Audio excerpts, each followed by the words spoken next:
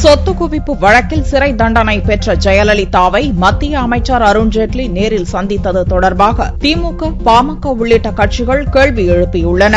திமுக தலைவர் கருணாநிதி திங்களன்று ஒரு அறிக்கை வெளியிட்டார். சொத்து குவிப்பு வழக்கில் 4 ஆண்டுகள் சிறை, 100 கோடி ரூபாய் அபராதம் விதிக்கப்பட்ட குற்றவாளியான ஜெயலலிதாவை அவரது வீட்டிற்கே சென்று மத்திய நிதியமைச்சர் அருண்ஜேட்லி 40 நிமிடங்கள் சந்தித்து பேசியிருப்பது பல்வேறு சந்தேகங்களை உறுதிப்படுத்துவதாக இருப்பதாக கருணாநிதி தெரிவித்துள்ளார். வருமான வரி வழக்கை 18 ஆண்டுகள் நடத்திய பின்னர் சமரசம் செய்து கொண்ட ஜெயலலிதா வழக்கு நடந்து கொண்டிருக்கும் போது அத்துறை மத்திய அமைச்சரை நேரில் சந்தித்ததும் தற்போது மரியாதை நிமித்தம் என்று கூறி மத்திய நிதியமைச்சர் சந்திப்பது பூனைக்குட்டி வெளியே வந்துவிட்டது என்பதை மெய்ப்பிக்கும் வகையில் இருப்பதாக சுட்டிக்காட்டியுள்ளார்.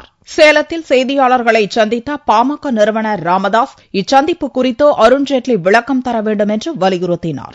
அதிமுக அரசு மீது விசாரணை கமிஷன் அமைக்க கோரி தமிழக கவர்னரை நேரில் சந்தித்து வலியுறுத்த உள்ளதாகவும் ராமதாஸ் தெரிவித்தார். அதிமுக ஆட்சியில் நடைபெற்ற ஊழல்களை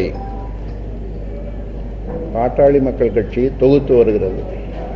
வெகு விரைவில் எனது தலைமையில் பாட்டாளி மக்கள் கட்சி மூத்த தலைவர்கள் அடங்கிய ஒரு குழு தமிழக ஆளுநர் ரோசையா அவர்களை சந்தித்து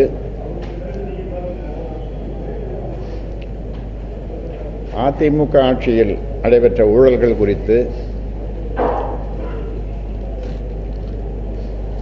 விசாரணை ஆணையம் அமைக்க வேண்டும் என்று வலியுறுத்த உள்ளோம்.